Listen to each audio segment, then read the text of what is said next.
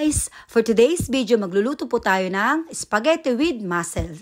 Ang mga ingredients ay 1/2 kilo ng mussel, spaghetti, 2 garlic, 1/2 teaspoon ng pamintang durog, parsley, grated parmesan cheese.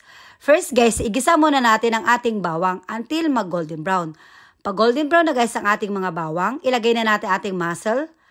Lutuin lang until mag-open ang mga shells. Pag nag-open na guys ang shells ng ating mga mussel, i-separate muna. At sa the same pan, kung saan tayo naggisa ng ating mga mussel, yung sabaw nun guys, doon natin lulutuin natin spaghetti. Dagdagan ng konting tubig. At lutuin ang ating spaghetti until maging al dente. Habang inaantay natin maluto ang ating spaghetti, i-separate muna natin ang laman at shells ng ating mussel. Pagluto ng ating spaghetti, ilagay na natin ang ating mussel, parsley at pamintang durog. I-mix well lang. Pag na-mix well na guys ang ating spaghetti, mussel, pamintang durog at parsley, pwede na natin ilagay sa ating serving plate.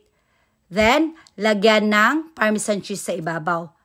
Then, voila! Ready na ang ating spaghetti with mussel. Madali lang, diba guys? Try nyo na at namatikman nyo yung sarili nyong version. Siguradong magugustuhan nyo. Thanks for watching guys. Mag-ingat po kayong lagi. Naway nag-enjoy kayo sa bagong videos ko. God bless everyone. Keep safe and bye!